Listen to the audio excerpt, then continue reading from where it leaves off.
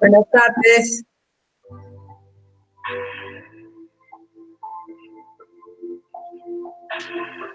Buenas tardes. Buenas tardes. Buenas tardes, Marlencita.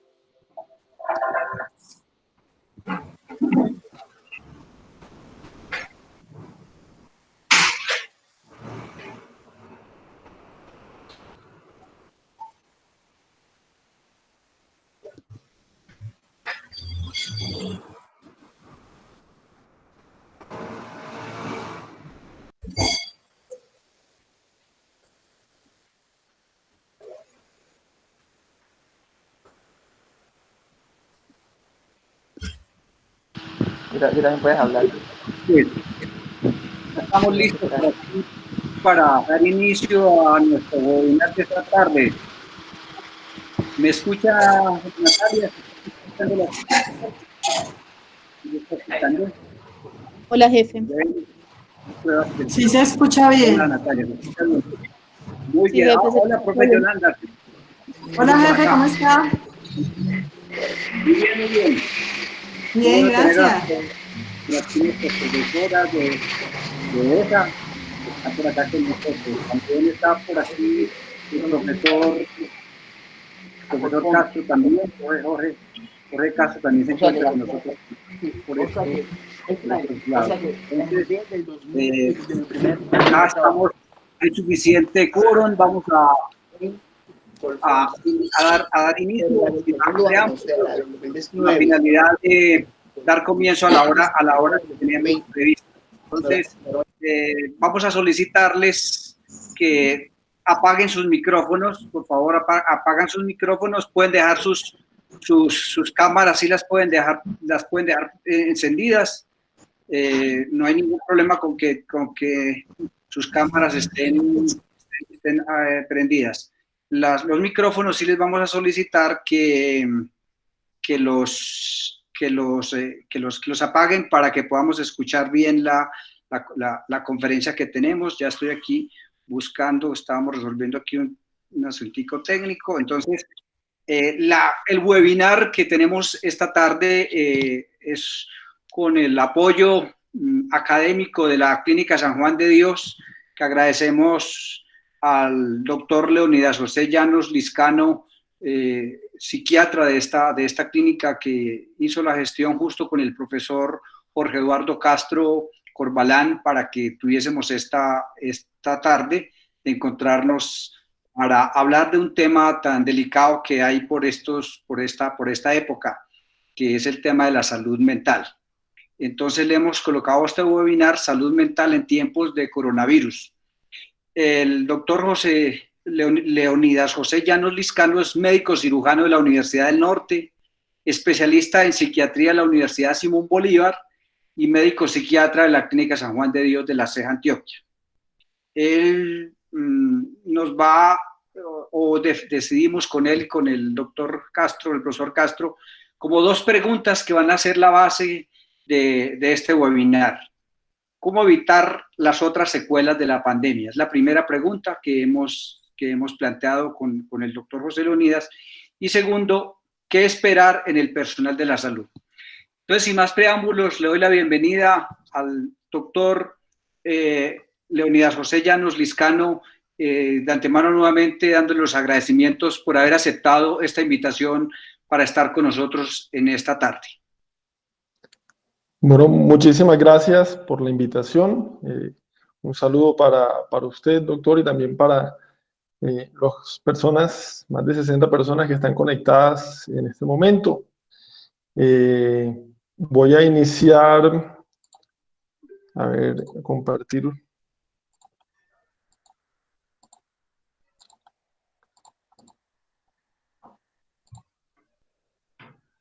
Listo, creo que ya está bueno. Me presento, mi nombre es Leonidas José Llanos Liscano. Yo soy médico psiquiatra. Actualmente me encuentro laborando en la clínica San Juan de Dios de La Ceja, Antioquia. Y además de eso, hago parte de un equipo terapéutico denominado Conectados para Ayudarte, el cual está creado precisamente y muy recientemente a raíz pues, de todo esto que tiene que ver con la salud mental en este tiempo de la pandemia. Y más adelante hablaré un poco más al respecto. Entrando ya un poco en lo que será la presentación, hablar un poco del contenido, vamos a hablar muy brevemente todos estos datos que voy a estar presentando y estas definiciones. Van a ser simplemente como un abrebocas. Sé que hay muchas personas que no hacen parte del gremio de la salud y por ende pues de pronto no voy a entrar en muchos detalles en muchas de la información que voy a brindar. No sé si ahí se está viendo mi presentación. No, doctor, tiene que darle clic donde está la presentación. Hay que darle clic donde está la presentación. ¿Tiene específica? Pues está en la pantalla de Meet. Debe ir a la pantalla de la presentación. Bien, ahí. No, aún no. Aún no, doctor. Hay que ir a la pantalla de la presentación. En su computador, como lo hicimos en la prueba. Exactamente. No, está saliendo, está listo. Ahora sí, está entrando. Debe ir a la pantalla, debe ir a abrir la ventana. Ahí ya está. Ahí ya está perfecto. ¿Sí? Sí, doctor. Bueno, listo. Empezamos entonces con el contenido, como les dije muy brevemente, de lo que va a ser unas definiciones de lo que es salud mental, lo que es el estrés en cuanto a definición y un poquito explicar cómo funciona el estrés y por qué el estrés causa lo que todos sabemos que causa el estrés, las alteraciones que causa, porque es muy fácil hablar y yo creo que todo el mundo puede hablar y decir que está estresado por el trabajo o que está estresado por alguna otra situación, pero saber verdaderamente qué es lo que sucede con el estrés, vamos a explicarlo muy brevemente. Después de eso voy a hablar de las consecuencias mentales que hay o que han habido en cuanto a brotes infecciosos, epidemias y pandemias, y hablar también un poquito las diferencias entre cada una de estas, las consecuencias que hay específicamente del COVID-19 en los trabajadores de la salud en estos momentos, ¿sí? Los datos que ya hay, principalmente de China y algunos de Italia también, y algunas estrategias para mitigar el daño que nos va a causar esta pandemia. Entonces, muy brevemente, para hablar de lo que es la salud mental, tenemos la definición de la OMS que nos dice que es un estado de bienestar en el cual el individuo puede desarrollar todas sus habilidades para poder sobrellevar estresores que habitualmente se presentan en la vida y además que esta persona con esas habilidades sea productivo y pueda contribuir a su comunidad. Otra definición que tenemos del Instituto Nacional de Salud de Gran Bretaña es que es un estado de bienestar cognitivo, afectivo y comportamental, es decir, es la forma adecuada en la cual pensamos, sentimos y nos comportamos dentro de la comunidad. Y el Departamento de Salud de los Estados Unidos nos dice que hay 3 elementos que son principales para lograr la salud mental. El primero que son los factores biológicos. En los factores biológicos estamos hablando principalmente de todo lo que tiene que ver con la bioquímica cerebral.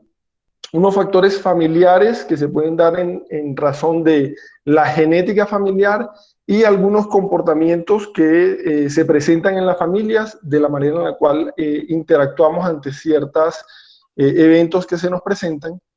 Y un tercer punto que son las experiencias personales.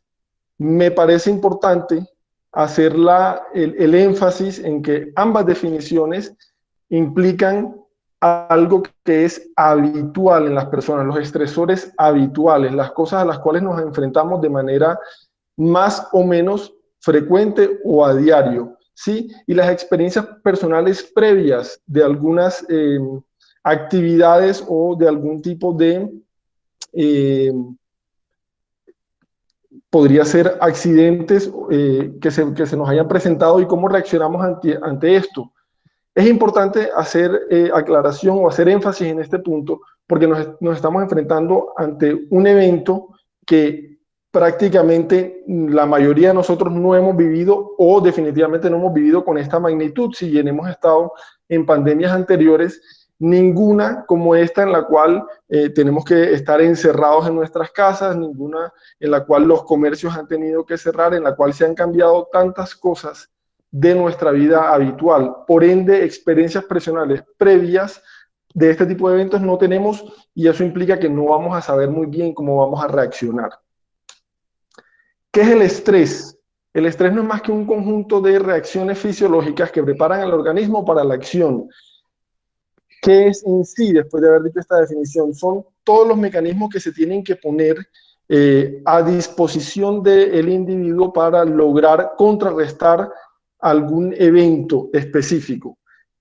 ¿Cuáles son algunos de los signos habituales o de los síntomas habituales o de los cambios habituales que se dan con el estrés? Un aumento en la frecuencia cardíaca, un aumento en la presión arterial, un aumento en la frecuencia respiratoria, un estado de hipervigilancia y un estado de taquipsiquia, una capacidad aumentada para pensar o una capacidad para pensar rápidamente. El estrés como tal fue un gran avance evolutivo para los seres vivos y sobre todo para el ser humano porque nos permitió tener una capacidad adicional. Es como encender el turbo en un carro que le dé más potencia, igualmente así nos sirve el estrés, porque nos da una serie de habilidades más allá de las habituales para poder sobrellevar o sobrepasar alguna adversidad.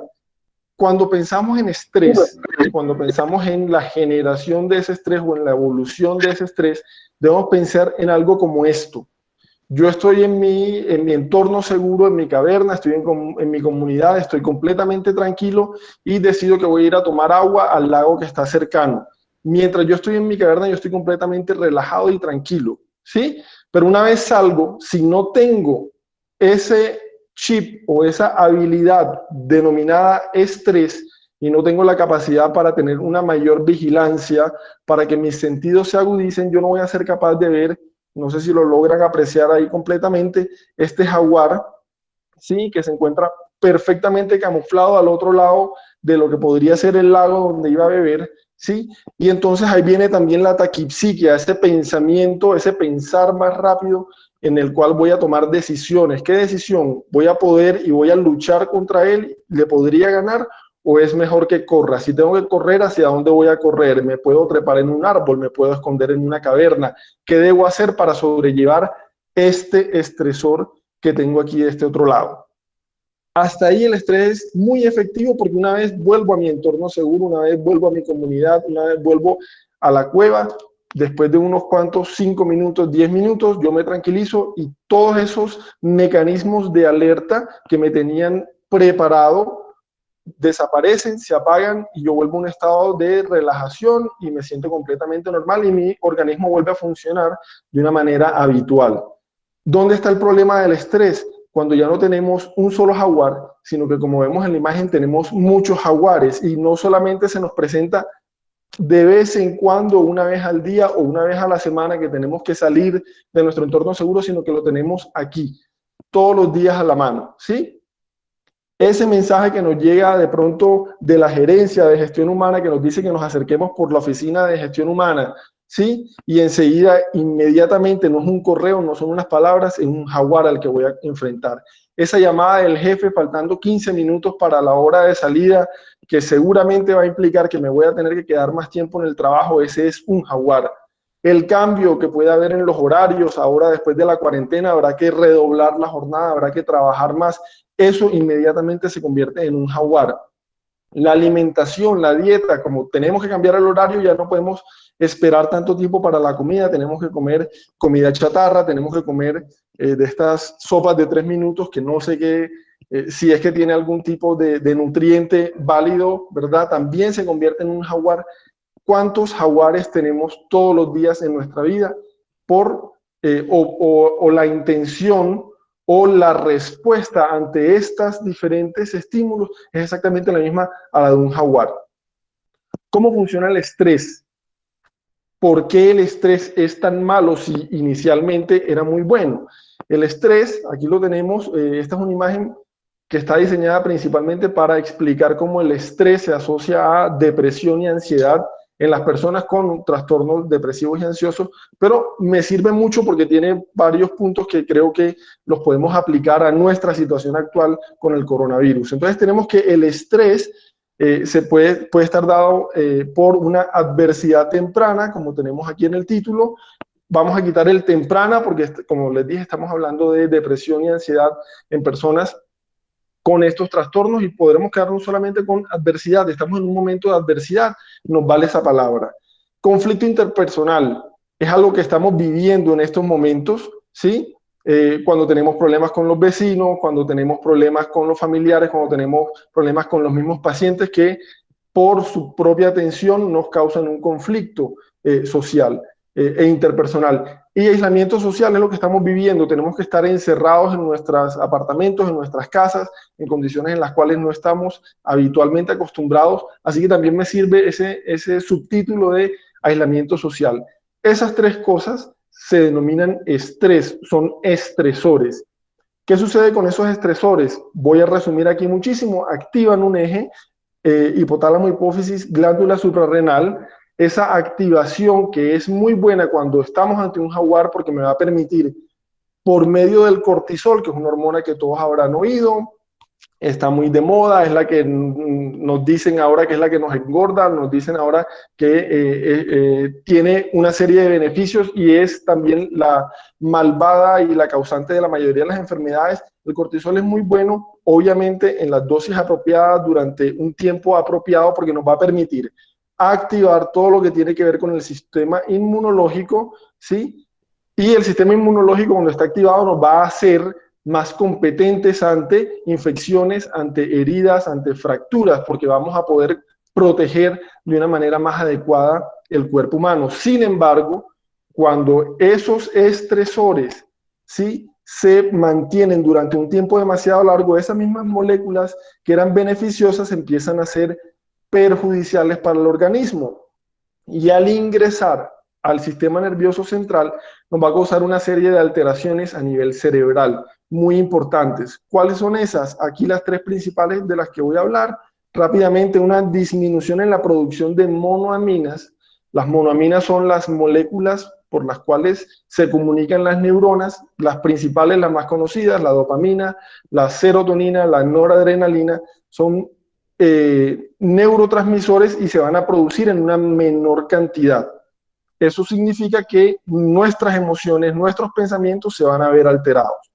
Igualmente va a haber un aumento en cuanto a la excitotoxicidad, y la excitotoxicidad no es más que una muerte neuronal de una manera muy desorganizada y que causa un daño en esa neurona que muere tan desorganizadamente que causa un daño a las neuronas que lo circundan y por ende va a ser un daño mucho mayor y va a ser mucho peor para nuestro cerebro tener un aumento en los niveles de excitotoxicidad. Y peor aún, no solamente están muriendo más neuronas de las habituales, sino que estos otros que están acá, estos factores tróficos, que son una serie de moléculas de señalización que indican dónde hay que hacer el recambio neuronal, no van a estar en un nivel suficiente, es decir, van a estar disminuidos y por ende no solamente mueren más neuronas de las habituales, sino que el recambio, que ya sabemos que sí se da un recambio a nivel del sistema nervioso central y que es muy lento, va a estar mucho más disminuido aún. Entonces, este es un poquito un ejemplo de una manera muy sencilla, muy simple, como para que la mayoría de las personas logren entender de por qué el estrés es que es malo. Porque es que el estrés causa los problemas a nivel de las emociones, a nivel de los sentimientos, porque causa ansiedad, porque causa depresión, ¿sí? Este es el motivo, como les dije, de una manera muy, muy simple. Entonces tenemos que el cerebro que creó este mecanismo de defensa ante las adversidades de su momento, que nos tenemos que imaginar hace cientos de miles de años, cuando el ser humano apenas estaba empezando a habitar la Tierra, sí, y creó este mecanismo para protegernos. ¿Protegernos de qué? De esto. Esto es lo que tenía que hacer el estrés. Esto es lo que nos tiene que hacer reaccionar, cómo reaccionamos ante el estrés. Y hemos cambiado esa figura, hemos cambiado ese jaguar por este otro.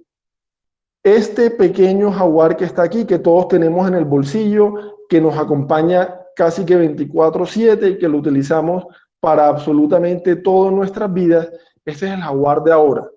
Porque muchas personas, estoy seguro, de los que están conectados en estos momentos, tienen su celular al lado de la cama o en la misma cama con los datos activados las 24 horas. Y entonces cualquier correo que nos llega de cualquier servidor al otro lado del mundo que no entiende que para nosotros son las 12 de la noche, nos manda el mensaje promocional en el cual hay un 20% de descuento en X tienda.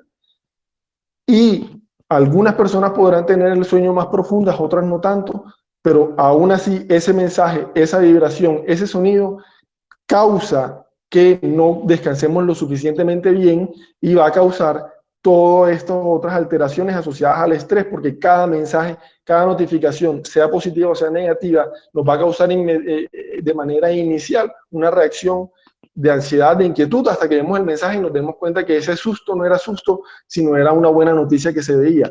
Mientras tanto, no tenemos cómo saberlo. Entonces, estos son los jaguares de nuestra vida actual.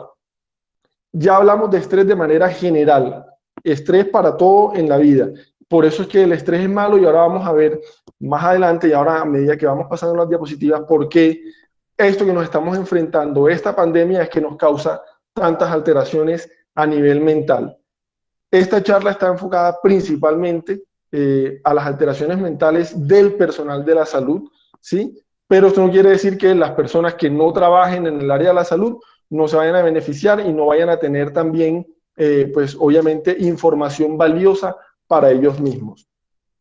¿Qué es lo primero que tenemos que decir?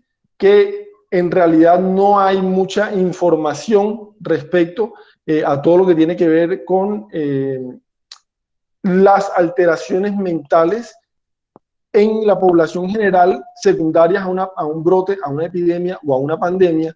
Para hacer la aclaración de una vez, un brote infeccioso es cuando se aparece una serie de casos muy centrados en un área específica, ¿sí? Como podría ser una intoxicación alimentaria por una comida, eso es un brote infeccioso que se pasa a los pocos días. Una epidemia es cuando ese mismo brote ya sobrepasa algunas fronteras, ya se regionaliza un poco más y los casos obviamente van a durar más en el tiempo.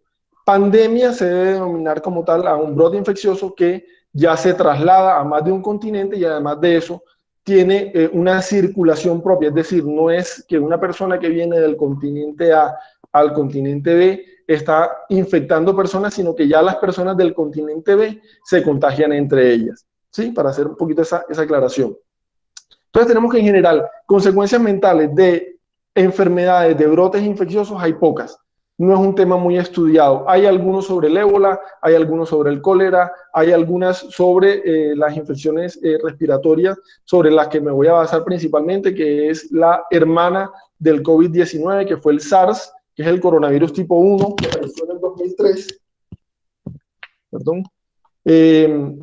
Y algunas de las explicaciones que hay respecto a por qué no hay mucha información al respecto o por qué no hay mucha investigación al respecto, es porque se considera, esto lo dicen algunos antropólogos, que se asocian más las alteraciones o las respuestas o las reacciones a las epidemias más que todo a eventos culturales y por eso no se le había dado tanta importancia al estudio de la salud mental después de las epidemias.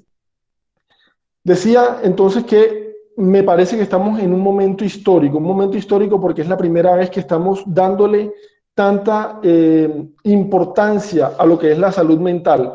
Pero quería traer, antes de llegar a ese punto, este otro momento histórico que nos describió Aidan Cockburn, un infectólogo británico, que en el año 1963, eso fue un poco después de que se generara el plan para la erradicación de la viruela a nivel mundial, fue la primera vez en el mundo en el cual diferentes países de diferentes tendencias políticas decidieron unirse por una misma causa, que era erradicar una infección, y él pensó de una manera de pronto muy romántica que si por lo menos ante las infecciones nos unimos todos, vamos a poder lograr erradicar las infecciones, y dijo que en un futuro muy temprano, más temprano que tarde, vamos a lograr terminar con todas las enfermedades infecciosas, ¿sí? Y estamos viendo que, por el contrario, cada vez nos estamos enfrentando a más y más enfermedades infecciosas. Esto también tiene que ver mucho por la capacidad actual que tenemos para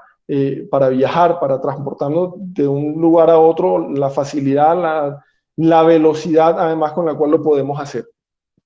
Pero les dije también, porque es un momento que me parece importante para la salud mental, porque estamos empezando a darle más importancia a todos los daños a nivel de salud mental, emocionales, asociados a esta pandemia.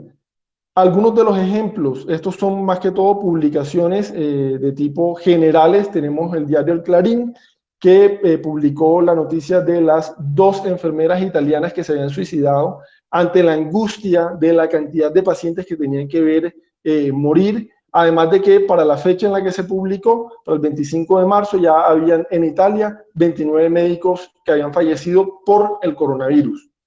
El diario El País de España publicó un artículo poco después, el 5 de abril, en el que titulaba "Le dije todo va a salir bien y le fallé, bajé a la calle a llorar". Y narra una serie de experiencias de diferentes enfermeras en diferentes, principalmente en Madrid, pero en diferentes centros médicos, en los cuales se notaba la frustración, el agotamiento de tener que enfrentarse al coronavirus, tener que enfrentarse a los dilemas que habitualmente no había que enfrentarse por la cantidad de pacientes gravemente enfermos que estaban teniendo que ver. La BBC publicó "Coronavirus y por qué los trabajadores de la salud se encuentran en riesgo moral". Igualmente, y está más enfocado a las largas horas de trabajo a las que se enfrentan los médicos británicos, y además de eso también a la dificultad de tener que elegir quiénes viven y quiénes mueren. Uno de los médicos en uno de los apartados dice: "No me preocupa tanto o no me estresa tanto el hecho de tener que enfrentarme a la muerte, es algo para lo cual estamos entrenados. Lo que no logro comprender todavía es que tenga que ver gente morir que habitualmente no tendría por qué verla morir. Personas jóvenes, personas que normalmente son saludables, son sanas y que fallecen de manera muy temprana". Igualmente la revista Times: "Nosotros cargamos ese peso y por qué los trabajadores de la salud luchando contra el coronavirus se encuentran ante una crisis mental". Habla también, sobre todo, principalmente enfocado en diferentes centros de la ciudad de Nueva York, que como sabemos en estos momentos es el epicentro del coronavirus, y todas las dificultades que tienen, la escasez de implementos de protección, el número desbordante de pacientes, las instalaciones que ya no dan abasto para la cantidad de personas que tienen que recibir, y obviamente la dificultad de ver el número cada vez mayor de muertos que a los que tienen que enfrentarse en el día a día. El diario El Tiempo publicó 2 artículos, uno sobre un kit de primeros auxilios mentales para la cuarentena y aislamientos. Esto es para la población general, y esto es un poco como para prepararnos y darnos algunas pautas y algunas guías de cómo sobrevivir estos tiempos de cuarentena que se nos venían en ese momento. Otro artículo también de El Tiempo en el que nos decía: morirá gente por COVID-19, pero mucho más por crisis mentales. Entonces, de nuevo, y reforzar, se le está dando afortunadamente la importancia que debe la salud mental, incluso teniendo en cuenta que estamos principalmente en estos momentos ante una infección de tipo respiratorio, pero aún así hay que tener en cuenta la salud mental de todos. Y por último, uno de los artículos más recientes, este fue del 28 de abril, en el cual el portal de CNN ya nos describe como tal la muerte de una médica norteamericana, joven de 45 años de edad, que después incluso de haber podido sobrevivir el coronavirus, ella misma había estado infectada por coronavirus, lo logró superar y decidió terminar con su vida. Por lo mismo, por no poder seguir soportando la carga emocional que implicaba el tener que estar viendo personas gravemente enfermas a diario y que habitualmente no tendrían por qué estar en esas condiciones. Entonces, aquí estamos viendo la carga en diferentes actores, ¿sí? La carga emocional que está teniendo el coronavirus, el COVID-19 en los trabajadores de la salud. Ahora volviendo hacia el pasado, hablando un poco de descripciones previas y de todas las pandemias, me quise coger solamente artículos del COVID-1, que fue el causante de la pandemia del SARS, que afortunadamente a nosotros no nos tocó. Fue una pandemia que tenía una letalidad cercana al 50%, ¿sí? Entonces era mucho más letal. Estuvo principalmente en Asia y en Norteamérica, Canadá y Estados Unidos, y logró ser controlada relativamente rápido. Esta pandemia, este estudio específicamente se realizó fueron unas encuestas realizadas a 135 personales de la salud, entre médicos, enfermeras, también habían otros trabajadores. En total fueron 135 que realizaron las encuestas, 127 las completaron de manera adecuada y encontró una cifra que podríamos decir no tan elevada, afortunadamente. El 17.3% de las personas presentó síntomas mentales severos. Esto quiere decir que 17.3% de las personas tenían depresión, tenían ansiedad, tenían trastorno de estrés postraumático, ¿sí? Tenían alteraciones del sueño. Si bien parece una cifra apenas superior a la de la población general, tenemos que tener en cuenta que estas personas eran previamente sanas en la mayoría de los casos, ¿sí? Un estudio de seguimiento posterior a un año encontró en esas mismas 127 personas una buena noticia. La mayoría de estas se habían recuperado por completo de los síntomas sin ningún tipo de intervención. Incluso esto quiere decir que todos esos síntomas mentales graves habían logrado ser superados sin ningún tipo de intervención, sin requerir tratamiento, sin requerir terapia de ningún tipo. Sin embargo, sí encontró que todavía el personal médico, sobre todo, tenía niveles de estrés más elevados a los de la población general, pero sin llegar a un rango patológico, que si bien es algo relativamente tranquilizador, sí nos deja, si analizamos un poquito con más detalle, el sinsabor de por qué tenemos que normalizar que el personal de la salud debe tener niveles de estrés mayores a los de la población general. Habría que ver eso. Otro estudio también realizado durante la pandemia del SARS, este fue realizado en Hong Kong. Este fue un poco más pequeño, fueron solamente 90 participantes, 25 de los cuales hacían parte de trabajadores de la salud. El resto era población que se había infectado. Se tomaron solamente sobrevivientes del SARS, de la infección del SARS, y estos descubrieron de todas maneras algunas cifras mucho más elevadas. Por ejemplo, encontraron que casi el 60% de las personas que habían estado infectadas con el virus del SARS presentaban síntomas mentales severos. De nuevo, depresión, ansiedad. Como diagnóstico, no está un poco más triste, no está un poco más ansioso, tiene síntomas suficientes para poder dar un diagnóstico de depresión, de ansiedad, por poner esos dos ejemplos. Y a diferencia del estudio de seguimiento inmediatamente anterior, este encontró que incluso 30 meses después, es decir, 2 años y medio después, 1/3 de esas personas todavía presentaban síntomas. Esto quiere decir que esos síntomas no desaparecen tan rápido como se pensaba. Esto quiere decir que esto que estamos viendo ahora, a principios del 2020, podríamos estar viendo todavía secuelas en personas hacia mediados del año 2022. y los autores describieron el manejo que se le dio, ya que pudieron hacer el seguimiento durante 30 meses, el manejo que se le dio a la salud mental de las personas que habían estado expuestas al SARS como una catástrofe en salud mental.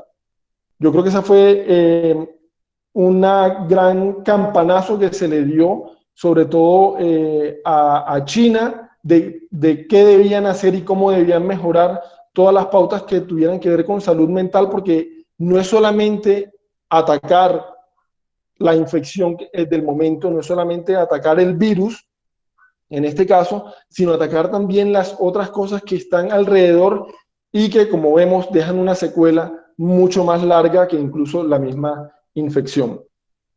Este estudio, también realizado en China, publicado en una revista en Toronto, este fue un estudio mucho más grande, aquí fueron 549 personas las cuales se tuvieron en cuenta para el estudio. Hubo 3 categorías, todos hacían parte de alguna empresa de salud, entonces eran médicos, eran enfermeras o eran otros personales que podían ser administrativos o trabajar en laboratorios, técnicos de imágenes, etc. Este estudio como resultado arrojó que las personas que estaban expuestas de manera directa o indirecta al SARS tenían entre 2 a 3 veces más riesgo de presentar síntomas, y además de esos síntomas más graves de ansiedad, de estrés, de trastorno de estrés postraumático, de alteraciones en el sueño, que las personas que no estaban ni directa ni indirectamente relacionadas con el SARS. Cuando hablamos de una asociación indirecta del SARS, era tener algún familiar infectado, algún amigo infectado o algún colega del trabajo o compañero de trabajo que tuviera algún grado de relación más cercana. Ya eso era suficiente como para considerar que había una asociación indirecta. Estas personas tenían más síntomas. Otro estudio, el seguimiento del estudio anterior a 3 años encontró que las personas que habían dado positivas, con síntomas positivos para algún tipo de alteración mental, 3 años después seguían puntuando más alto en las escalas, y además de eso, y principalmente tenían mayor consumo de alcohol que las personas que no habían puntuado tan elevado en el primer estudio. Esto quiere decir que 3 años después, una de las secuelas que quedaba de haber estado en mayor o menor grado de relación con la infección del SARS era mayor consumo de sustancias, principalmente en los hombres, en los médicos, ¿sí? Entonces, aquí tenemos cuáles son los daños sobre todo al personal que se está enfrentando a una pandemia como esta, ¿sí? A largo plazo. Estos otros 2 estudios que los dejo y los tengo al mismo tiempo para comparar algunas cosas.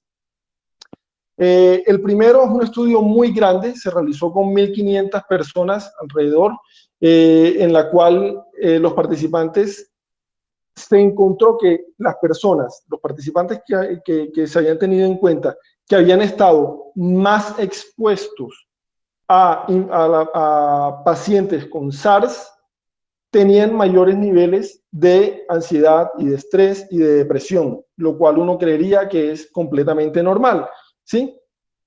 Y en este estudio, a diferencia del anterior, se encontró que a las enfermeras las alteraciones eran más graves, podríamos decir, los síntomas eran más graves en el personal de enfermería que en el personal médico.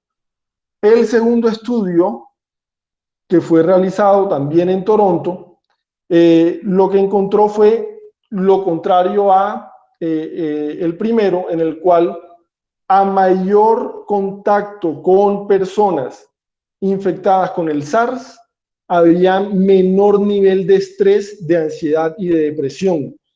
Y una de las preguntas que dejan los autores es si es que se genera algún tipo de experticia en la cual las personas tienen mayor capacidad para hacer frente a este tipo de pacientes, a todo lo que tiene que ver con la intubación, con la medicación y demás, o si por el contrario lo que se genera es algún tipo de indiferencia, que ya de ver tantas personas sufrir, pues simplemente ya no te sientes tan mal, te vas acostumbrando un poco a esa esa vivencia de miedo y de dolor que tienen las personas con la infección.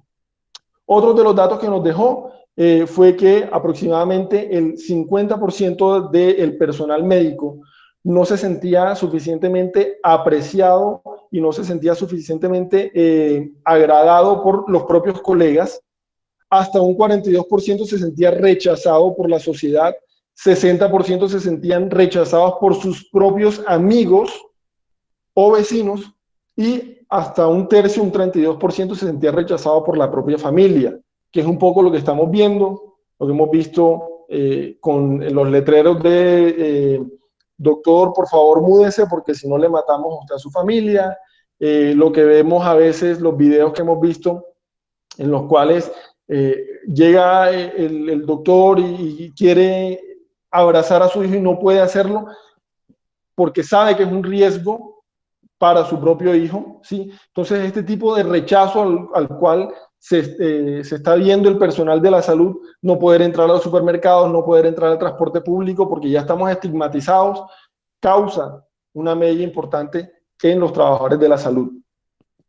Este otro estudio, realizado también igual, con el brote del SARS del 2003, encontró, básicamente fueron 250 personas aproximadamente las que fueron tenidas en cuenta. Encontró que 1 de cada 5 trabajadores de la salud presentaba síntomas de trastorno de estrés postraumático. El trastorno de estrés postraumático tenemos que tener en cuenta que son síntomas que se mantienen un mes después de haber estado expuesto al evento traumático, que en este caso pues ya llevamos más, aproximadamente 4 o 5 meses con este evento. Entonces tenemos que tener en cuenta que es una proporción de todas maneras elevada y que es un tiempo también largo en el cual se van a estar presentando los síntomas. Además de eso, se encontró que los solteros tenían una mayor propensión a presentar síntomas graves. Ya hablamos del pasado, hablamos del SARS del 2003, el brote del 2003, que fue por un coronavirus, el coronavirus tipo 1. Ahora vamos a hablar qué hay hasta ahora del COVID-19 como tal.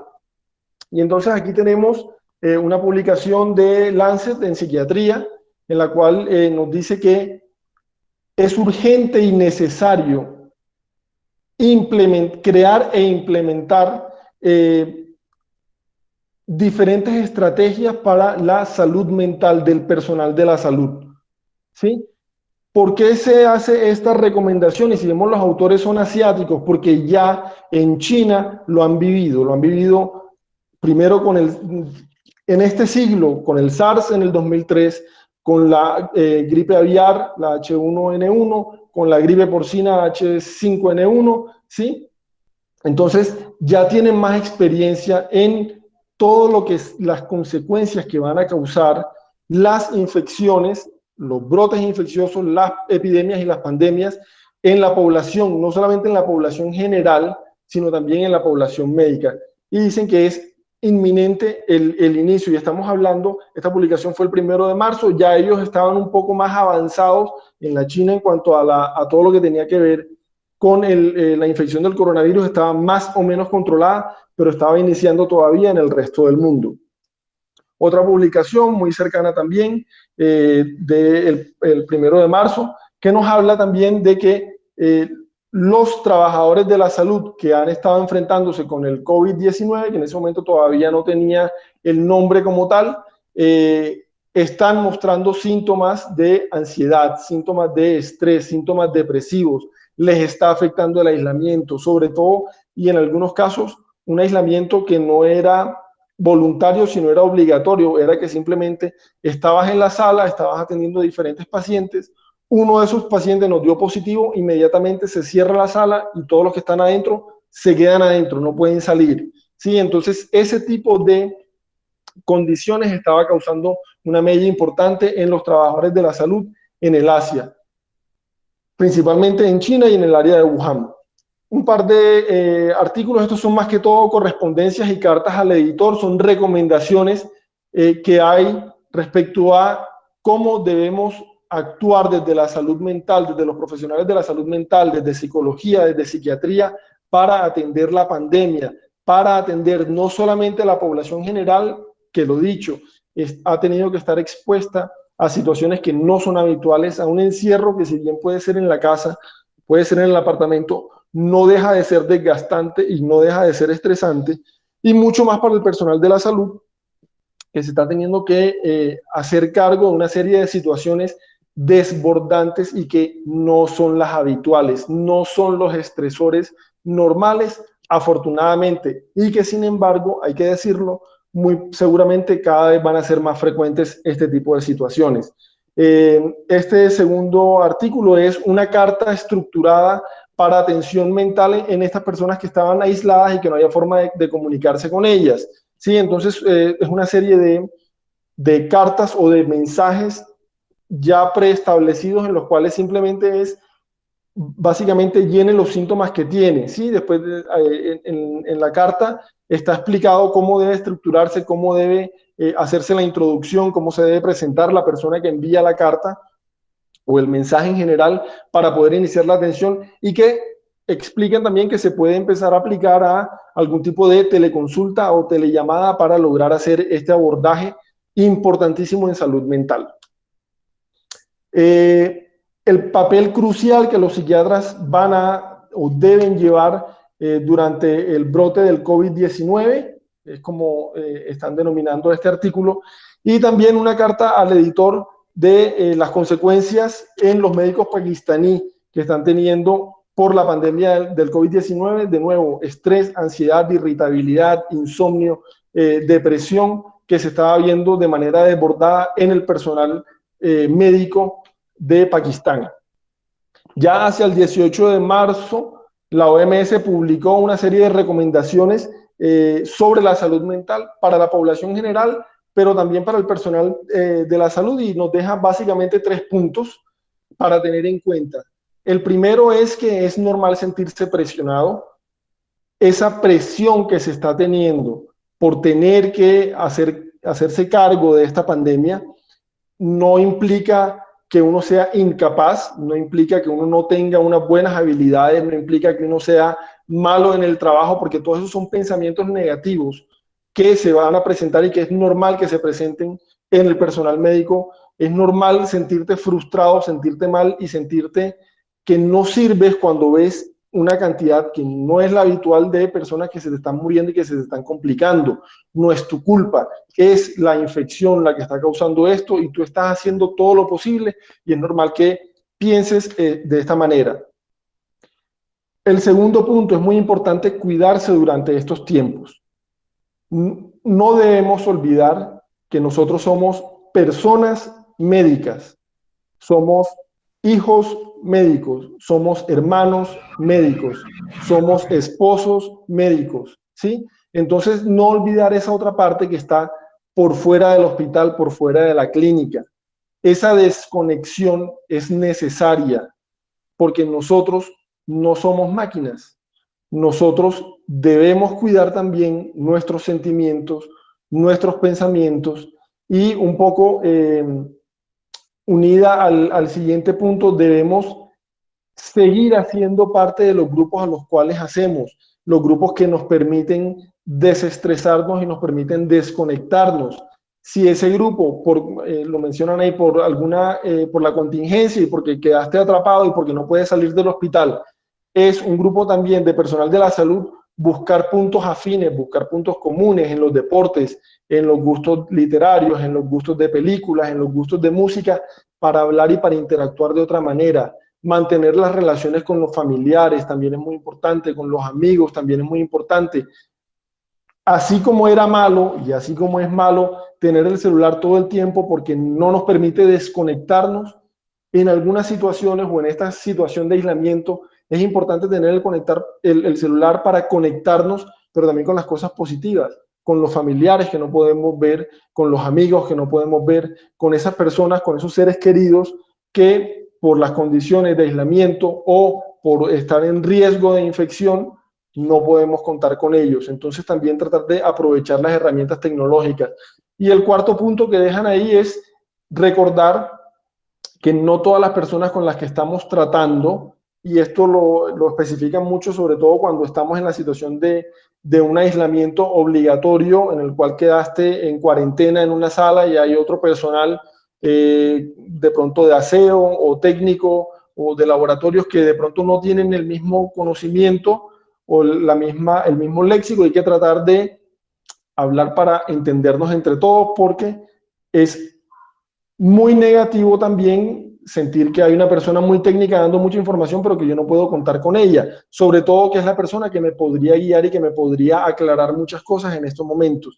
Entonces la idea también es tratar de ser muy asequible para toda la población, incluso, y esto aplica de pronto para los psiquiatras y para los psicólogos también.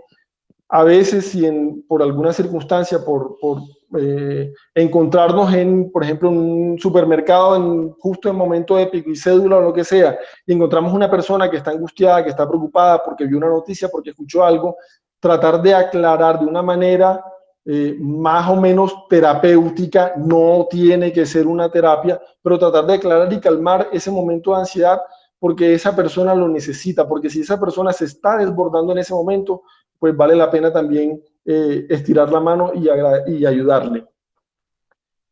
Ya como tal información científica, las anteriores eran más que todo cartas al editor y eran algunas recomendaciones que se hacían, pero ya estos son datos como tal de cómo está afectando el coronavirus con escalas al personal de la salud que está atendiéndolo en China. Esta fue una encuesta realizada de manera muy rápida, pero sobre todo en un grupo bastante grande de profesionales de la salud. Fueron 1.257 personas las encuestadas que estaban trabajando en 34 hospitales de la provincia de Wuhan. Las personas que participaron habían tenido contacto directo con personas con el COVID-19. Y esa encuesta se realizó entre el 29 de enero y el 3 de febrero. ¿Qué se encontró? Se encontró que el personal, los factores de riesgo, las personas que en más riesgo estaban de presentar algún tipo de alteración mental eran personal de enfermería, asociado al hecho de que son los que más contacto tienen con los pacientes, ¿sí? Tienen que estar administrando medicamentos, tienen que estar tomando signos vitales. Entonces, ese mayor contacto se asoció a un mayor factor de riesgo.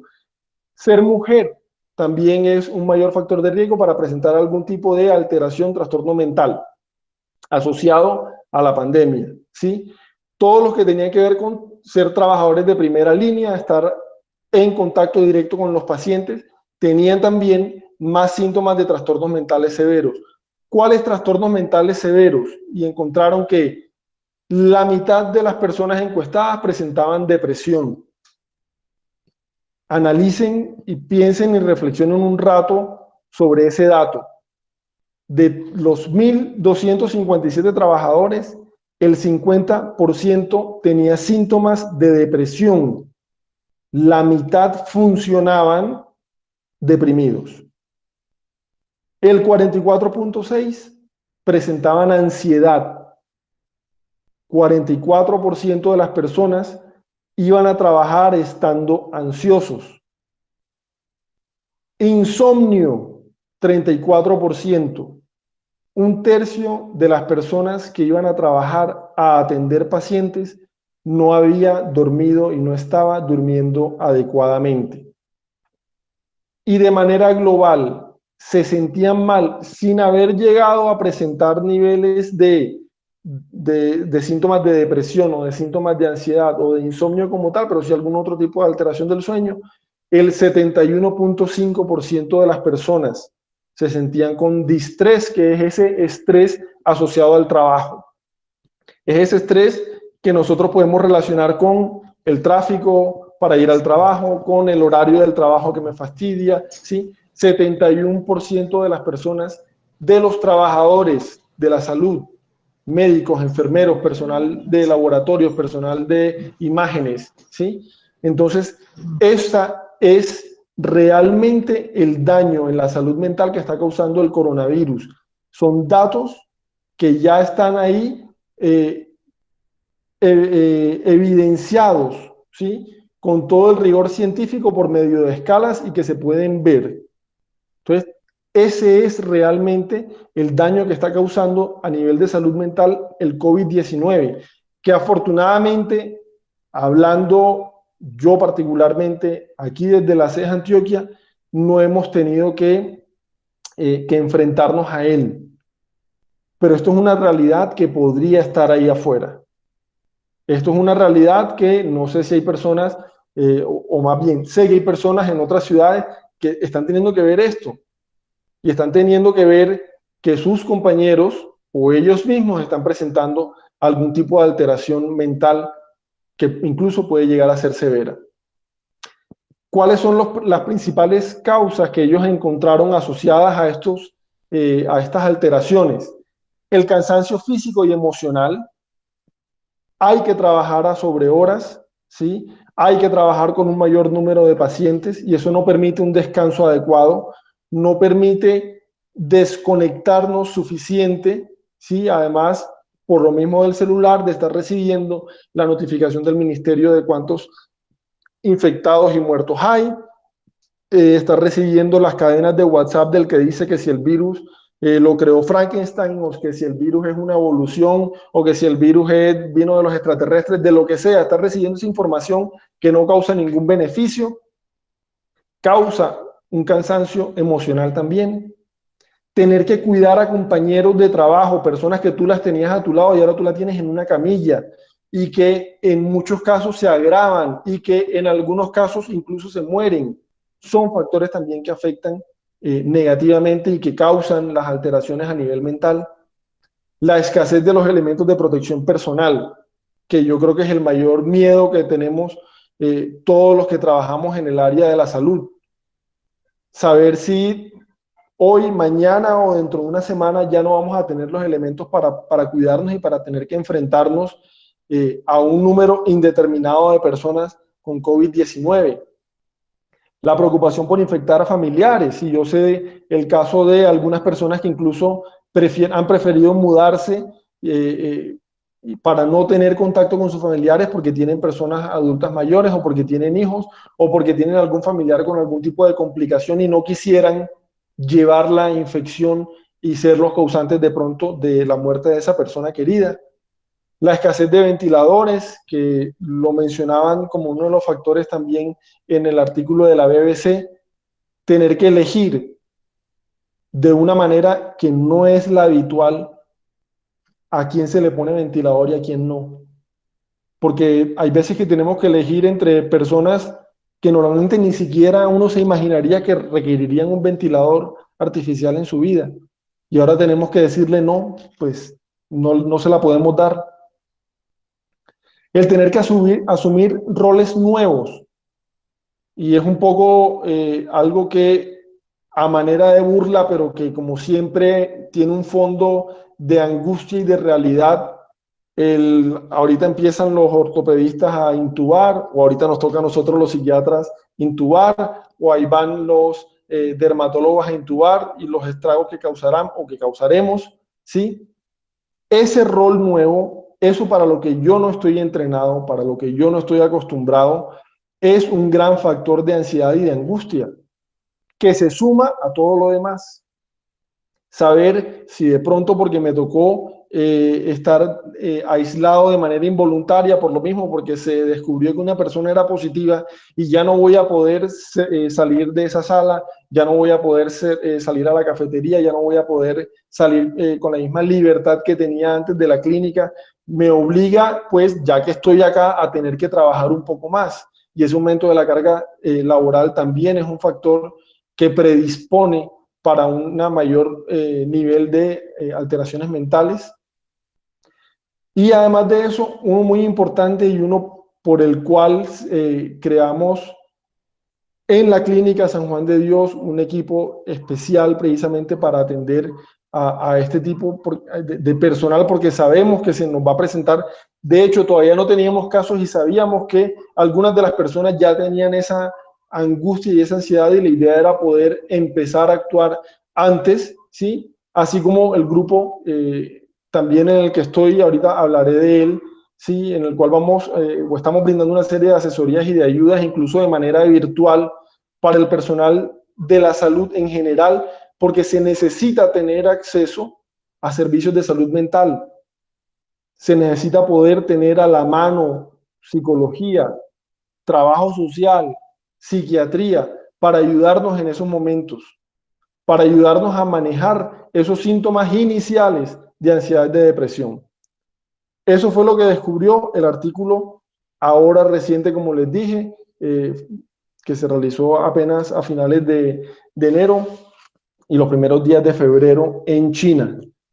Pero bueno, y entonces un poquito de cuáles van a ser o cuáles deberían ser las estrategias para mitigar los daños, ya para ir concluyendo un poco la charla. La idea es dejarle abrebocas, la idea es dejarle simplemente alguna información para que si tienen dudas o si quieren ampliar, porque solamente en estrategia para mitigar los daños se podrían ir otra hora o otras 2 horas. Entonces la idea es que si tienen dudas o si quieren saber un poco más o si necesitan ayuda, me contacten. Al final va a estar unos datos de contacto para poder hacer ese apoyo.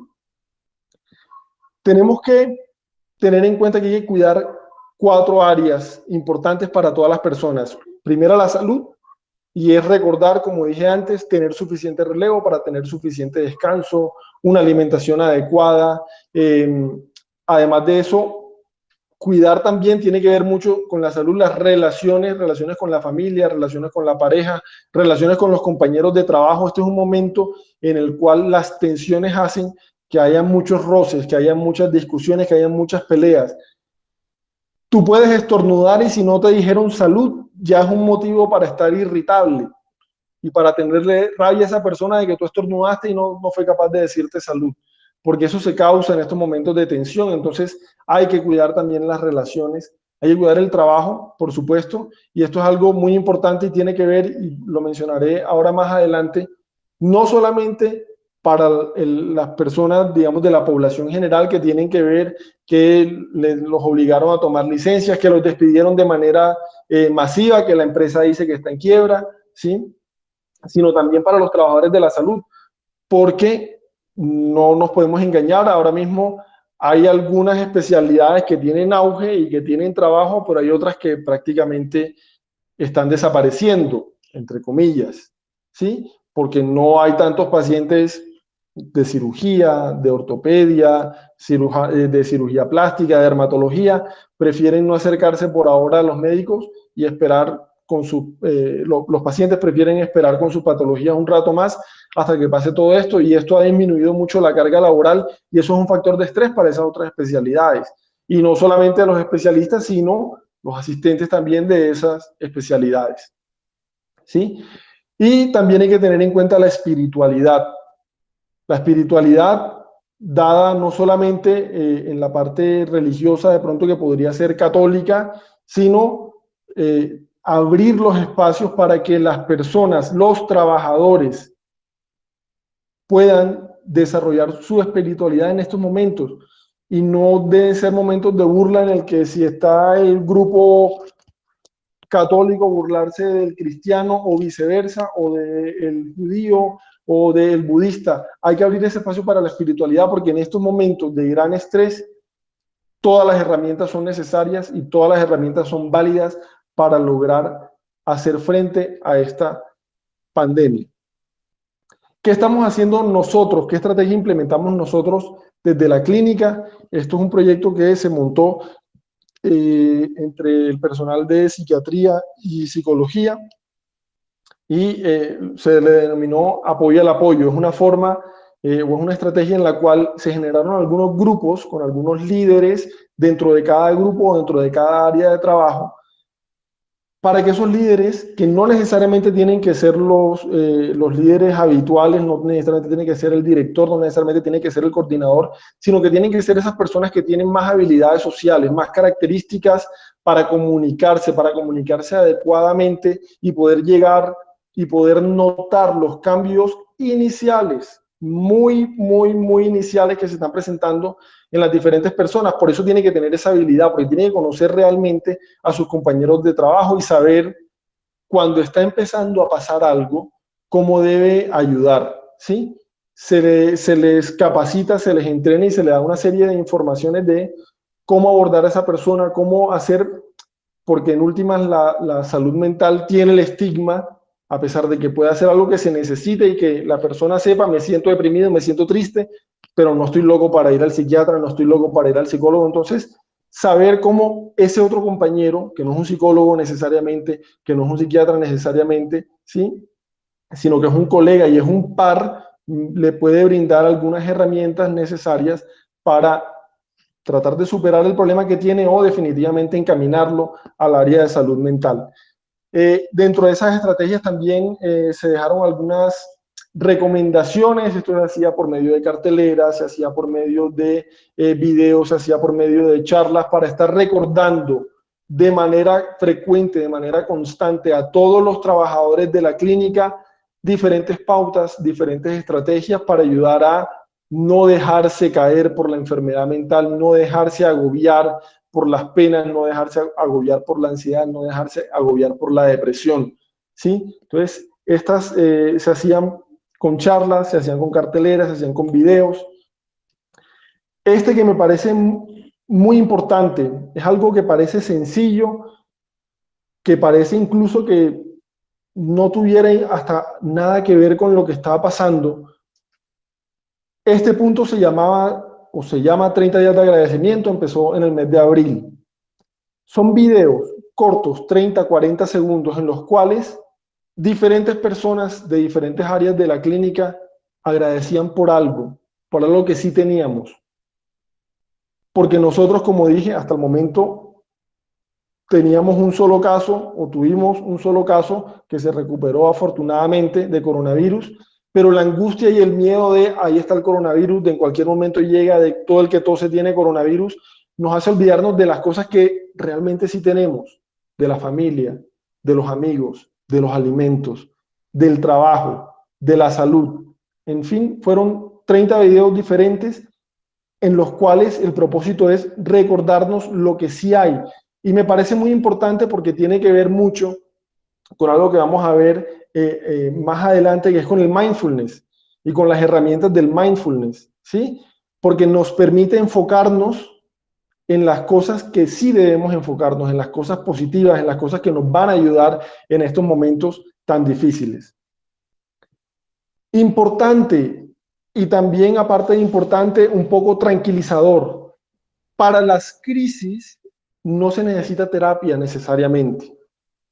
Esto es un estudio que se ha realizado, o esto es un artículo que se ha realizado a base de diferentes estudios llevados a cabo después de la tragedia o el atentado terrorista de las Torres Gemelas, del huracán Katrina, del atentado en Madrid, en las cuales se ha visto que no necesariamente esas personas que experimentaron esas vivencias tan devastadoras necesitan terapia, sino que con consejería pueden lograr superar de una manera suficientemente satisfactoria esas alteraciones y esos trastornos. Y exactamente lo mismo aplica para la población general como para el personal de la salud.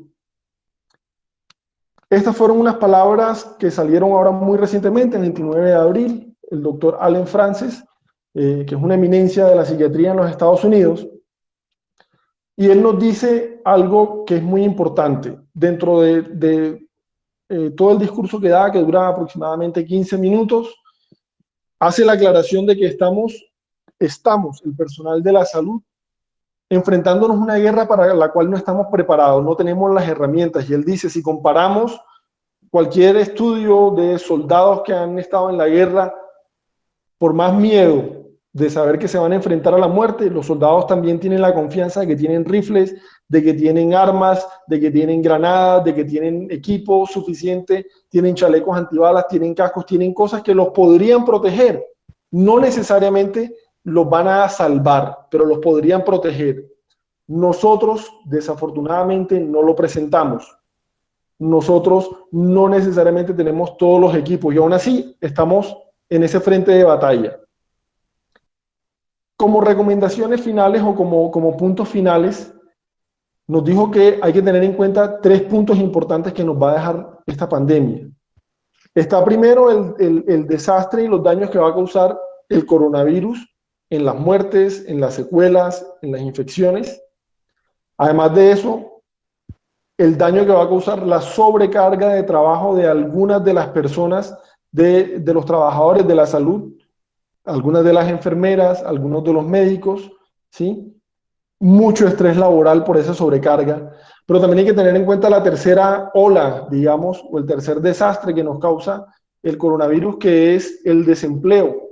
Y es el desempleo porque ya salieron las cifras estadísticas en los Estados Unidos de el nivel, por ejemplo, él lo menciona, el nivel de cirugías ortopédicas que se realizaron durante el mes de abril. Y se disminuyó, básicamente se ha realizado un 30% de las cirugías ortopédicas que habitualmente se realizan. ¿Qué están haciendo los ortopedistas? ¿Cómo están sobreviviendo y cómo están llevando ellos también esa tragedia, sabiendo que no necesariamente los van a necesitar por la cantidad de médicos que hay en Estados Unidos, no los van a necesitar a ellos para atender la pandemia? Pero ¿y qué van a hacer? ¿De qué van a vivir este tiempo? ¿Cuánto tiempo va a durar la pandemia? Estos interrogantes y esta, perdón, y a esto a lo que se están enfrentando es un gran factor de estrés y hay que también saberlo manejar.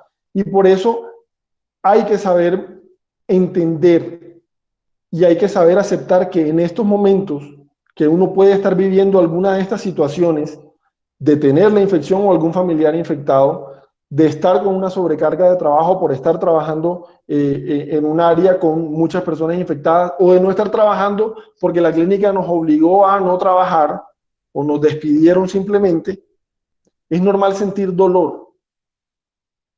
Porque si sentimos dolor, sentimos entonces que algo malo nos está pasando. No es normal sentir dolor, es normal sentir culpa, es normal sentir rabia, es normal sentir miedo. Es normal sentir incluso algún grado de indiferencia ante lo que está sucediendo, porque es que ahora mismo el que está afectado soy yo, no me interesa lo que los demás estén sintiendo. Es normal y es habitual que vayan a haber algunas alteraciones del sueño, que vayan a haber algunas alteraciones del apetito. Lo mejor es que en la mayoría de los casos estas alteraciones van a ser temporales. Pero estos sentimientos son los que hay que atender y ante los que hay que actuar con la consejería. Por eso es importante la consejería, por eso es importante tener a la mano herramientas de salud mental. ¿Qué herramientas de salud mental? ¿Cuáles se pueden recomendar? Este es un artículo de Londres, de esta Universidad de Birkbeck. En realidad lo que se hizo fue un estudio con diferentes estrategias, cada uno podía elegir una estrategia y ver qué tanto le funcionaban para el manejo de los momentos de angustia y de tensión. Esto es reciente. ¿Cuáles son las estrategias que demostraron mayor efectividad? Las que más, la consejería y el mindfulness.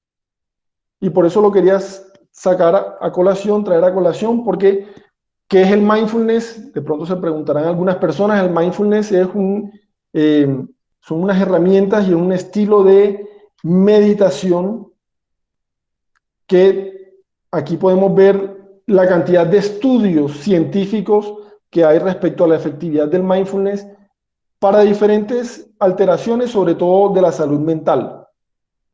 El mindfulness, si bien son unas técnicas de meditación que tienen su base en el budismo, son muy actualizadas y traídas a la vida de Occidente. Es un extracto de diferentes técnicas de meditación para poder utilizar lo realmente importante en momentos muy breves de tiempo y que deberíamos utilizar de manera diaria.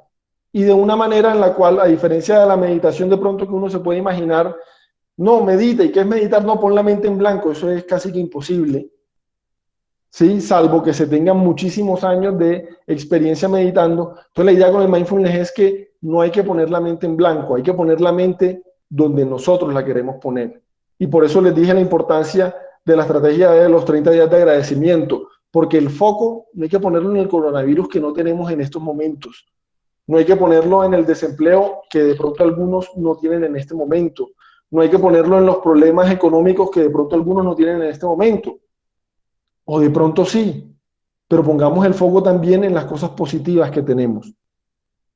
El mindfulness solamente hasta el año 2019 había tenido 1.200, durante el año 2019 se sacaron 1.203 publicaciones sobre el mindfulness, y créanme que de esas 1.200, yo no creo que hayan 5 que digan que no sirve para nada, o que no es efectivo, o que no tiene alguna utilidad. Entonces el mindfulness es una herramienta que puede llegar a ser muy, muy importante para el manejo de este tipo de eventos en los que nos encontramos.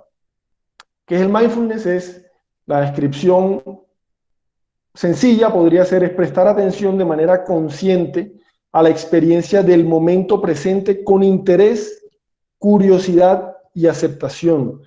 Yo creo que es un poquito más fácil entender las imágenes. De pronto no tanto la primera, esto es tener la mente llena, con muchas cosas, muchos pensamientos, no todos necesariamente agradables y no todos necesariamente favorecedores. Y tener la mente tranquila y relajada es mindfulness, y hasta ahí se ve igual, se ve abstracto, pero esto es otra forma más fácil de verlo. Esto es una mente llena de los problemas del periódico, del mundo de la contaminación, del coronavirus, y esta es la mente de un niño, en lo cual lo único en lo que está pensando es en disfrutar lo que tiene. De eso se trata el mindfulness, de enfocarnos en lo que sí tenemos. No preocuparnos, porque ahora mismo ya son las 6 de la tarde, y no preocuparnos de que no es que mañana tengo un examen. No, no, no. Hoy estoy aquí. Hoy estoy viendo esta charla. Esto es lo que estoy haciendo ahora. Ah, es que al mediodía me pusieron el almuerzo frío. Ese almuerzo ya pasó. Estamos aquí. Estamos en esta charla. No hay que ir al pasado. No hay que ir al futuro. Hay que estar aquí, en estos momentos. Y hacer eso, obviamente, con la guía adecuada para lograr tener ese control sobre la mente, porque es que esta mente es natural, esta mente es normal, esto no es una mente necesariamente que está dañada. Esta es una mente de cualquier persona que está pensando, la mente no para de pensar. Lo que queremos es que la mente piense en lo que nosotros queremos que piense la mente. Y eso es lo que se logra con el mindfulness.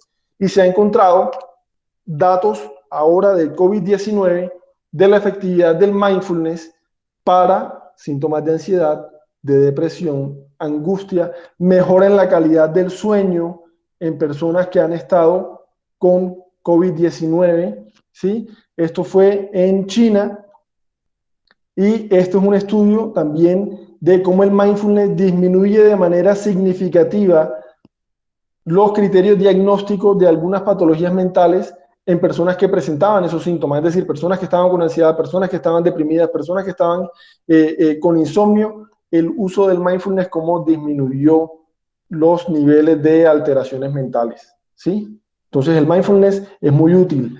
Este otro estudio también tengo que mencionarlo porque es otro tipo de terapia. Compararon la terapia de flujo, ¿sí? O la estrategia de flujo con el mindfulness. Estos autores específicamente encontraron que la terapia de flujo era mucho mejor que encontraron que era mejor que el mindfulness para ayudar en estos momentos de estrés y de tensión.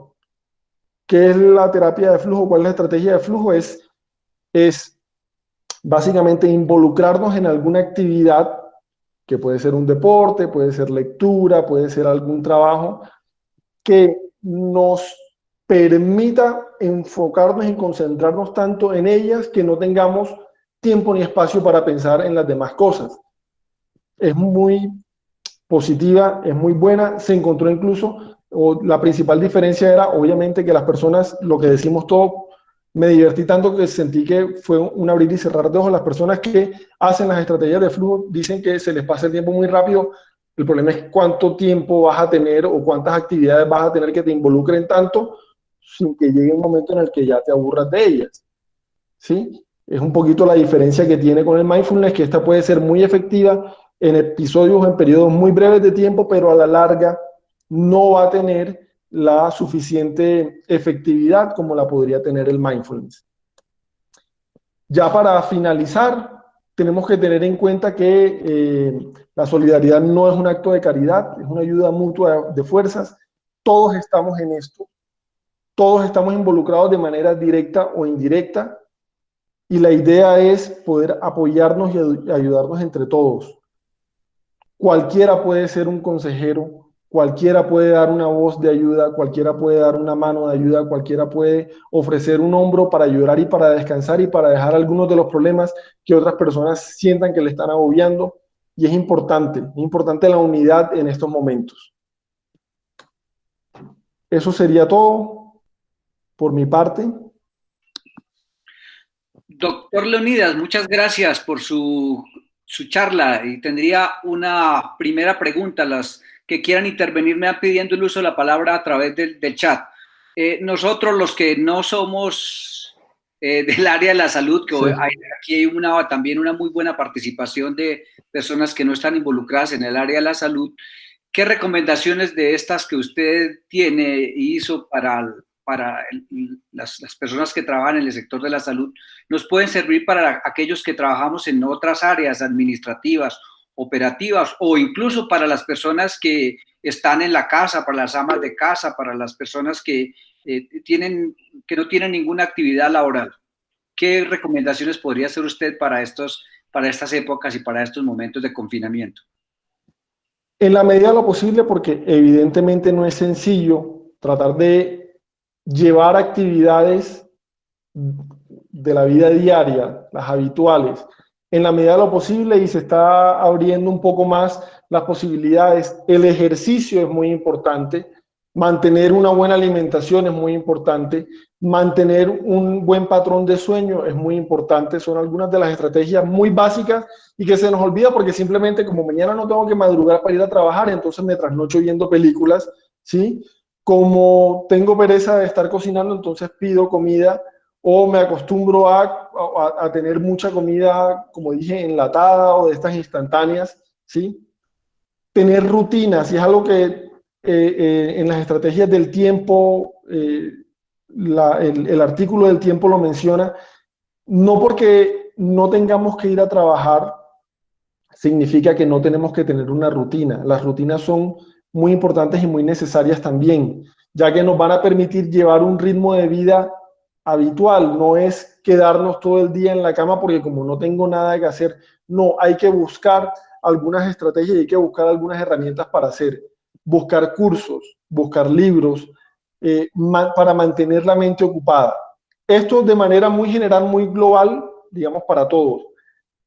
Para empresarios, para las empresas, para los trabajadores, sobre todo si en esta empresa están funcionando y se están llevando las labores, hay que tratar de hacer algún tipo de consejería, y de eso ahí es donde entra este equipo terapéutico Conectados para ayudarte, para dar un poco esa asesoría a las empresas y a los trabajadores de cómo tratar de mantener a nuestro equipo de trabajo tranquilo, funcionando en estos momentos en los cuales las personas que tengan que coger transporte público, metro, buses, se sienten muy angustiados. Salir de la casa es un motivo de angustia, porque no saben si en el transporte público se van a contagiar, porque no saben si al salir a la calle, sí, muchos lo añoran, muchos lo desean, lo necesitan, pero también está ese miedo ahí, ¿sí? Y la idea es poder generar algunas estrategias, poder tener la asesoría. Por eso dije, aquí esto va a quedar un poco como un abrebocas, porque como tal las estrategias son muchísimas y ameritan como tal una charla propia, ¿sí? Son cosas que no necesariamente tienen que ser terapéuticas, no necesariamente hay que pensar en medicación, o no necesariamente hay que pensar en terapias con consejería. El mindfulness es muy importante, es muy sencillo, es muy fácil de practicar. Hay aplicaciones que nos pueden ayudar a guiar en mindfulness y que nos sirven para entrar en ese mundo y para conocer los beneficios, porque es algo que se va a notar a la primera semana de estar realizándolo, a la primera semana de estar realizando meditaciones de mindfulness a diario. que no deben ser entre 5 y 15 minutos máximo, se va a notar la diferencia. Entonces, creo que esas podrían ser algunas de las estrategias. Obviamente, como les dije, si necesitan un poquito más de información, ahí están los datos de contacto de pronto para poder hablar con más calma y poder darles más recomendaciones al respecto. Doctor Llanos, ¿en qué momento considera usted la recomendación que se acuda a los profesionales de esta área, sea la psiquiatría o la psicología, y en qué otros aspectos, en qué otros momentos ustedes recomiendan que se debe hacer medicación para estas épocas y en estas circunstancias de alguna situación mental que alguna persona esté enfrentando? Bueno, para buscar ayuda, cualquier momento es bueno. Si ya estamos sintiendo que estamos teniendo unas vivencias que se salen de o sobrepasan nuestra capacidad, debemos buscar ayuda inmediatamente, ¿sí? Si sentimos que es algo que nos está agobiando, hay otras estrategias que pueden ser espiritual, que pueden ser con algún amigo o alguna persona de confianza, ¿sí? Que nos permita desahogarnos, que nos permita liberar un poco.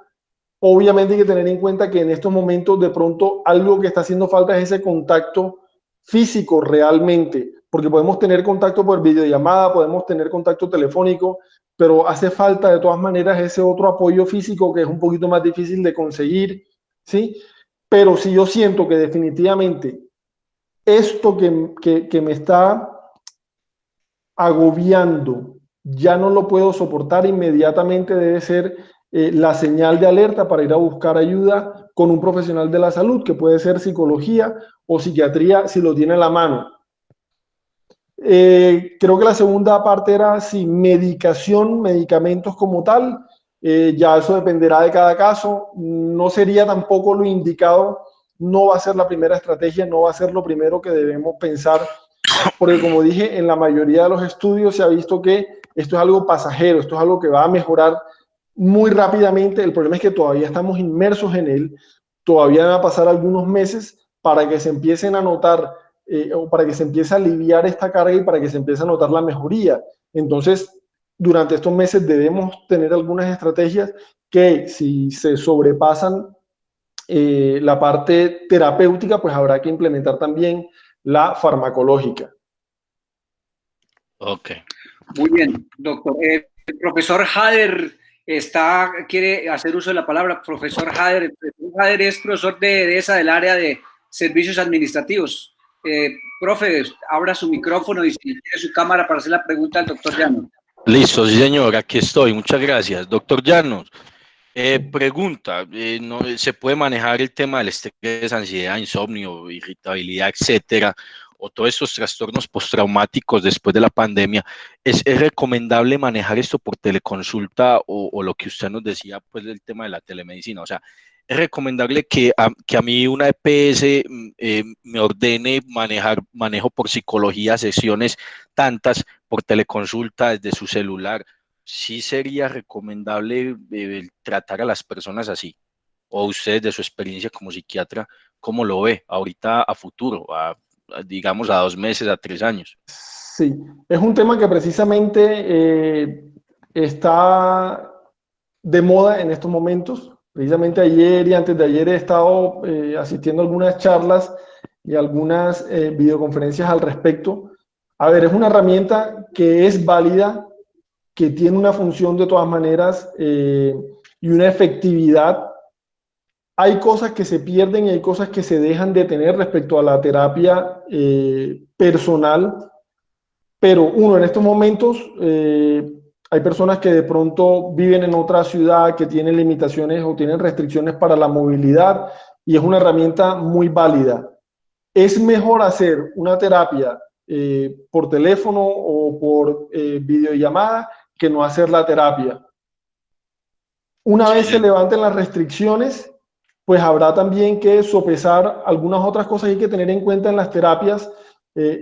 Un fenómeno que se ve mucho aquí en Antioquia, por lo menos yo atiendo pacientes que viven a 2 o a 3 horas o incluso más de la clínica, y entonces la telemedicina y en este caso la telepsiquiatría puede ser una estrategia muy válida que da bastante facilidades también de no tener que hacer ese traslado, de no tener que exponerse, de no tener que madrugar.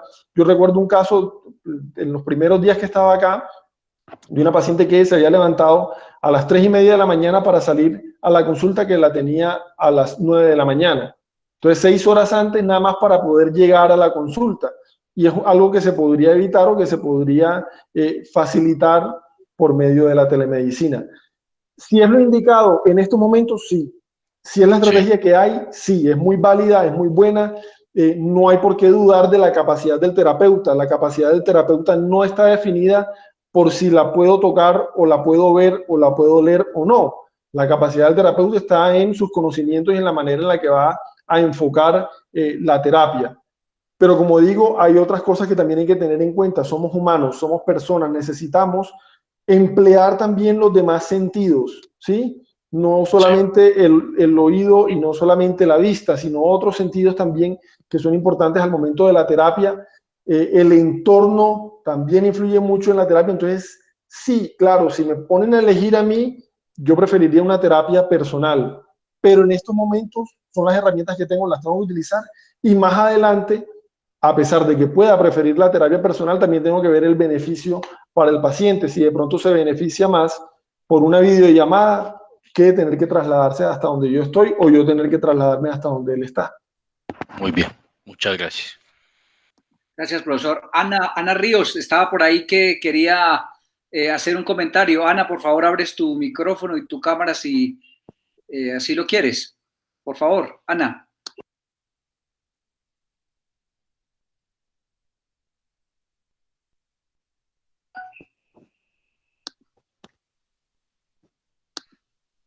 Parece que Ana se nos fue. Juristas, por aquí nos dejan también un saludo. Muchas gracias.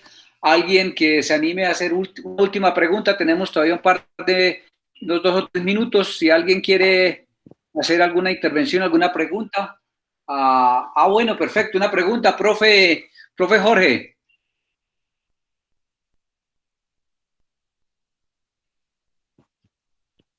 Creo que es el profe Jorge, o ¿quién figura como libertarios ahí para que abra su micrófono, por favor? Sí. A ver, ¿quién estaba por ahí? Listo, no, ya. Aló. Ya, listo, profe. Muy bien. Listo, sí, no, es que no podía activar el micrófono. No, primero no, muy agradecido, muy impactado por la conferencia.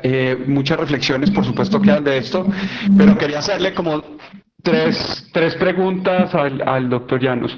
La primera, me gustó muchísimo el tema de los 30 días de agradecimiento de la institución y quisiera que nos contara un poco más qué efectos ha tenido eso, que ustedes cómo han sentido digamos la potencia de eso en términos del clima institucional, porque pues nosotros tenemos en nuestra institución Sencala algunas personas que trabajan en la clínica que son alumnos nuestros y entonces por supuesto queremos saber que ellos están bien, yo vi algunos estresados al principio de la pandemia, entonces quisiera saber cómo fue la evolución institucional alrededor de esos 30 días de agradecimiento.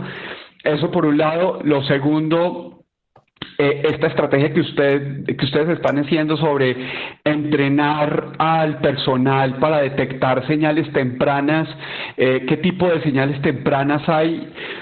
Porque ahora hay unos protocolos que se están llevando en todas las empresas o que se están tratando de implementar, pero pues son todos protocolos muy asociados al tema infeccioso y yo no veo, digamos, o no he visto en las discusiones, algunas sí, por supuesto en algunas personas, pero esto que se está diciendo del tema de poder entrenar al personal porque además estamos en temas de estrés laboral, desempleo, probablemente dificultades de ingresos también en algunas empresas, entonces que usted decía de entrenamiento en detección temprana de señales me parecía súper interesante.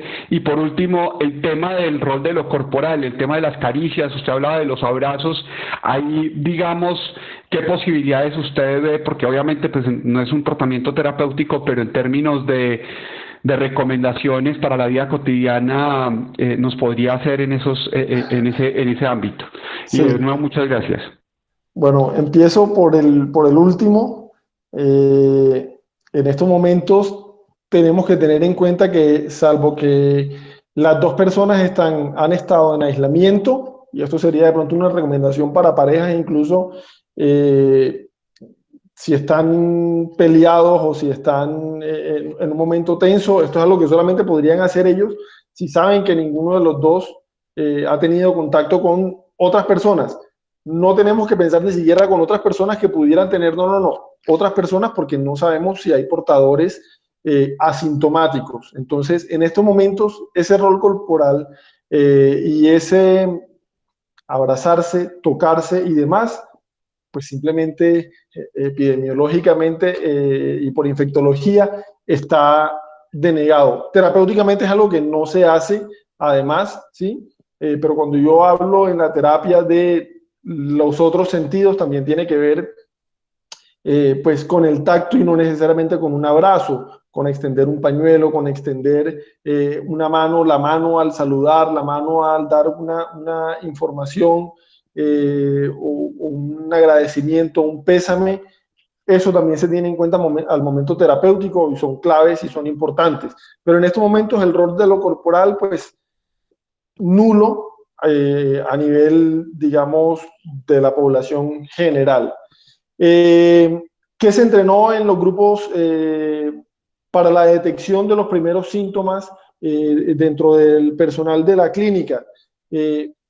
Por eso dije que las personas que se debían elegir como esos líderes, entre comillas, y que iban a ser los encargados bueno, tenían varias funciones, hay que decirlo. Una de las funciones, obviamente, es detectar cambios en las personas. Por eso tienen que tener una habilidad social importante, por eso deben ser personas que tengan buenas habilidades para comunicarse, deben tener suficiente confianza con las demás personas.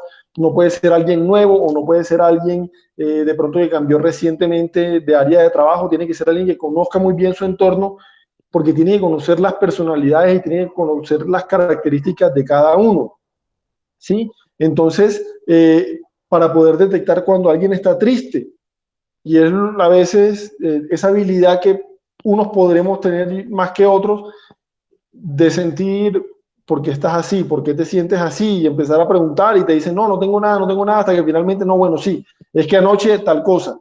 Hay que tener esa habilidad para detectar esos cambios que muchas veces son sutiles.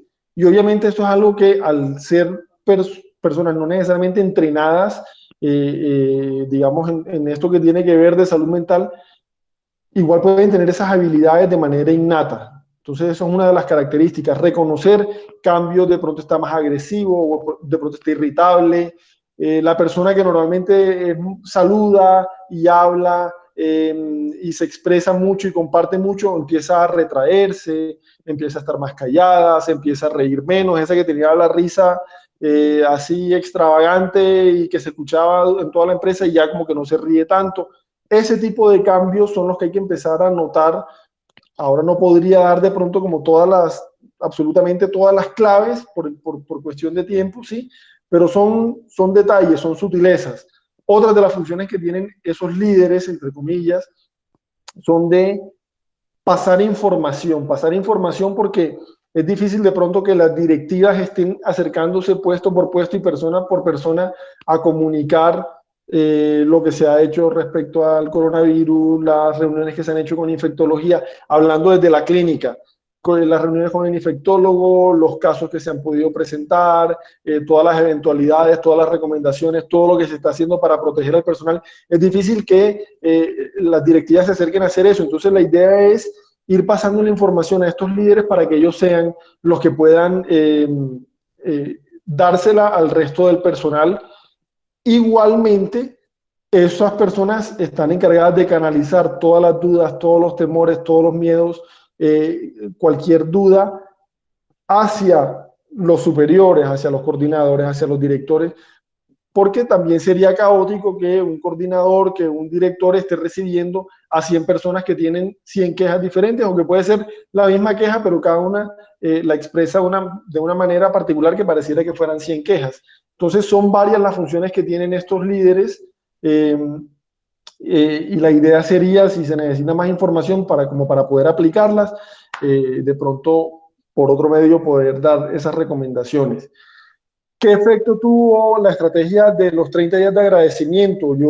Lo que yo pude percibir fue que fue bastante bien acogido al principio, sobre todo para los participantes y para el casting fue un poquito complicado, pero cuando se empieza a ver y haciendo, porque no es solamente mostrar los videos, es haciendo también las charlas para que las personas tomen conciencia. Es que no es pasar un video y no es ponerlo en redes sociales, es lo que significa ese video, porque en últimas, todo lo que vemos por video, por pancartas, por imágenes, por redes sociales, al final se vuelve paisaje, incluso si es algo muy positivo. Hay también que hacer una estrategia de recordarle a las personas la importancia de esos videos, la importancia del agradecimiento. Los videos son una de las estrategias de agradecimiento. Y cada vez que hay una reunión, los líderes, cada vez que se acerque el grupo de salud mental a una de las áreas, hacer de nuevo refuerzo y capacitación, recordar la importancia del video. El video solo no funciona, el video solo puede tener las imágenes más espectaculares, pueden ser modelos, pueden ser, y se pierde la esencia. Hay que recordarla de pronto un poquito como lo hace el mindfulness, ¿sí? Hay que guiar la atención al video, hay que guiar la atención y no solamente ver las personas que salen en el video, sino ver cuál es realmente la función de ese video, cuál es el mensaje del video, ¿sí? Entonces, es una estrategia que sola tiene la mejor intención, pero que se pierde y hay que reforzarla con otra serie de estrategias. Por eso mostré los pendones que hay, por eso dije, son varias las estrategias que se están llevando en curso. Yo solamente quise mostrar algunas como para que se vea lo que se está haciendo. En el caso de la clínica, que hubo un momento además muy álgido y de mucha ansiedad y de mucha tensión, cuando se empezaron a aproximar los casos y a ver cada vez más casos, ¿sí? Teniendo en cuenta que estamos en una posición triangular entre Río Negro, Medellín, podrían venir casos de cualquier lado y empiezan a subir los números y nosotros cómo vamos a entrar dentro de la pandemia y dentro de los casos, cómo vamos a interactuar. Se empezó a generar mucha ansiedad, mucha tensión y la idea era precisamente recordar que, hey, ahora, y esto lo empezamos, nos estuvimos poniendo de acuerdo en marzo para implementarlo en abril y es la fecha y solamente tuvimos un caso en abril. Todavía no tenemos un caso y todavía no tenemos ese número desbordado de casos. ¿Qué hubiéramos hecho durante ese mes y medio nosotros estresados, tensionados, preocupados, sin dormir, sin comer, tristes? ¿Qué hubiéramos logrado? Por estar pensando cuando vengan los casos. En últimas, y hasta ahora no han venido, y pueda que vendrán, pero hoy, 5 de mayo a las 6:44 de la tarde, no hay casos. Entonces, también hay que enfocarnos en lo que tenemos realmente y de lo que tenemos en lo positivo, que siempre hay algo positivo por lo cual nos debemos enfocar. Muy bien, doctor José Leonidas Llanos Liscano, psiquiatra de la Clínica San Juan de Dios. Nuevamente nuestro agradecimiento por haber querido aceptar esta invitación a esta reunión que tenemos todos los martes en nuestro webinar de Sencala y en esta vez con EDESA. A partir de mañana en nuestro canal de YouTube de EDESA estará esta conferencia para que aquellos que la quieran volver a ver o la quieran compartir con sus contactos o con sus grupos de trabajo, dado que nos queda un material académico bastante valioso, pues lo estaremos colocando y ubicando ahí en nuestro canal de YouTube. En la semana próxima, a la misma hora, a las 5 de la tarde, volveremos con otro tema académico en el canal de Sencala, y el jueves de la próxima semana estaremos en el canal de EDESA también con otro tema de salud que estaremos en nuestras redes sociales, como ha sido habitual, informándoles. Nuevamente, doctor José Leonidas José Llanos Liscano, Muchas gracias por estar con nosotros y por favor despida usted esta maravillosa tarde académica de mucho conocimiento y de mucha orientación de su parte. A la Clínica San Juan de Dios también nuestro agradecimiento por este apoyo académico que tuvo para esta oportunidad. Bueno, no, a usted gracias por la invitación. Espero que haya un material que les haya servido. Espero, sobre todo, lo que quería con esta presentación es sembrar una semilla y abrir el espacio. Por eso estoy dejando algunos datos de contacto, porque sé que quedan más dudas, ¿sí?, que respuestas, y la idea es poder aclararlas y recordar que es muy importante para todas las personas de pronto que tienen alguna relación o son empresarios o tienen empresa. Es importante cuidar la salud mental.